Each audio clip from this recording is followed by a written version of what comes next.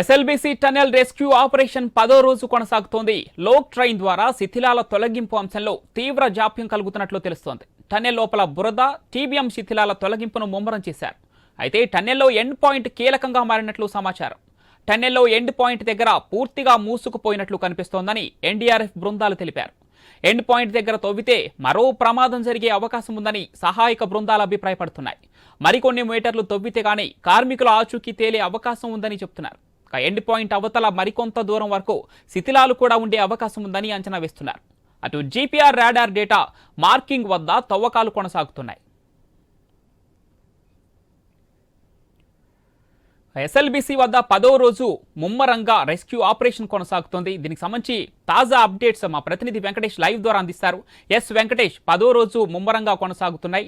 NDRF కొన్ని కీలక వ్యాఖ్యలు చేస్తోంది. ఎండ్ పాయింట్ దీంట్లో ప్రాధాన్యత సంతరించుకుంది. ఎండ్ పాయింట్ దగ్గర తవ్వితే మరో ప్రమాదం జరిగే విధంగా ఛాన్సెస్ ఉన్నాయంటూ ఎన్డీఆర్ఎఫ్ కొన్ని సూచనలు అయితే చేస్తుంది. ఈ నేపథ్యంలో ఆల్టర్నేట్ గా ఎలాంటి చర్యలు తీసుకోబోతున్నారు? పూర్తి అప్డేట్స్ ఏంటి వెంకటేష్?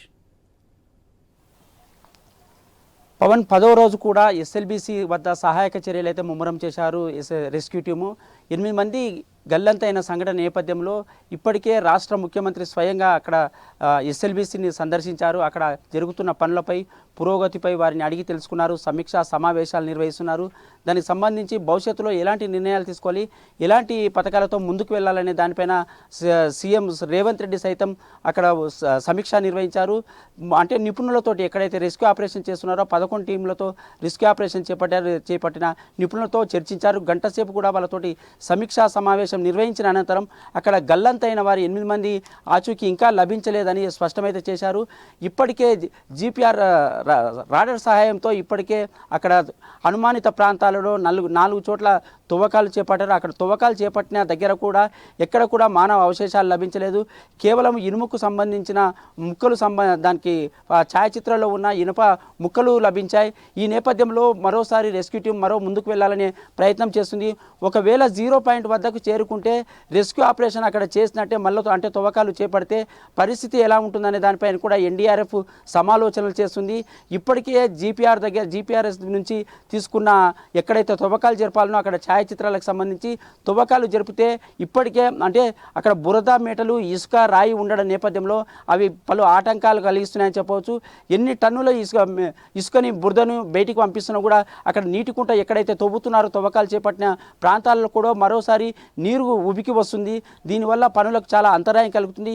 ఈ నేపథ్యంలో ఒకవేళ టన్నెల్కు సంబంధించిన టీబీఆర్ని కట్ చేసి ముందుకు వెళ్తే అక్కడ తువ్వకాలు జరిపితే అక్కడ జరిపే తువ్వకాల వల్ల ఏదైనా పైనుంచి మరీ కూలే అవకాశం ఉంటుందని కూడా అక్కడ ఎన్డీఆర్ఎఫ్ పలు కీలక అంశాలను వారికి అధికారులకు సూచించారు. ఈ నేపథ్యంలో అక్కడ ఎలాంటి ప్రయత్నాలు జరుగుతున్నాయి, దానిపైన రాష్ట్ర ముఖ్యమంత్రి కానీ అక్కడ మంత్రులు కానీ ఎలాంటి సూచన సలహాలతో ముందుకు సాగాలనే దానిపైన రెస్క్యూ టీం అయితే వారితో చర్చిస్తుంది. ఇప్పటికే కటింగ్ సంబంధించిన రైల్వే శాఖ ఇప్పటికే ముందుకు సాగుతున్నది. దీంతోపాటు సింగరేణి, ర్యాట్ మ్యాన్ హోల్ కూడా ఇప్పటికే కీలకంగా భావిస్తున్నాయని చెప్పవచ్చు. ఈ తవ్వకాలకు చేపట్టిన పలు అంశాలు కూడా కొంత పురోగతి కనిపించినా మరోసారి ఆ తవ్వకాలు చేపడితే ఏదైనా ఉపత్తు వస్తుందా అనే దానిపైన కూడా ఎన్డీఆర్ఎఫ్ అయితే కీలక అంశాలను అయితే వెలుగులోకి తెస్తుంది. ఈ నేపథ్యంలో సహాయక చర్యలు అయితే ముందుకు సాగుతున్నా కూడా ఎలాంటి ఫలితం అయితే లేకుండా పోతుందని ఆ టీంలో అయితే చెబుతున్నారు. 10 రోజులు గడుస్తున్నా ఇప్పటి వరకు కూడా గల్లంతైన 8 మంది ఆచూకీ లభించకపోవడం కొంత ఆందోళనకరంగా కనిపిస్తుంది.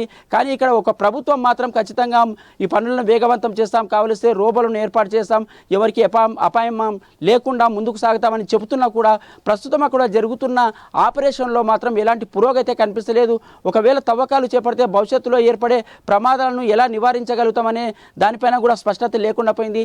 ఇప్పటికే జీపీఆర్ నుంచి తీసుకున్న ఛాయాచిత్రాలకు సంబంధించి 2 చోట్ల కూడా మరోసారి ఈ రోజు కూడా తవ్వకాలు చేపట్టే అవకాశం కనిపిస్తుంది. ఆ ఎన్డీఆర్ఎఫ్ కానీ, ఎస్డీఆర్ఎఫ్ కానీ ఇతర సంస్థలకు సంబంధించిన అన్ని కులంకషంగా చర్చించి ముందుకు సాగే నేపథ్యంలో ఆ తవ్వకాల వల్ల చాలా విరోధం కలిగించే అంశం ఏంటంటే బురద మేటలు ఎక్కువగా ఉండడం, ఆ తవ్విన చోటల్లా ఊట నీరు ఉబికి రావడం.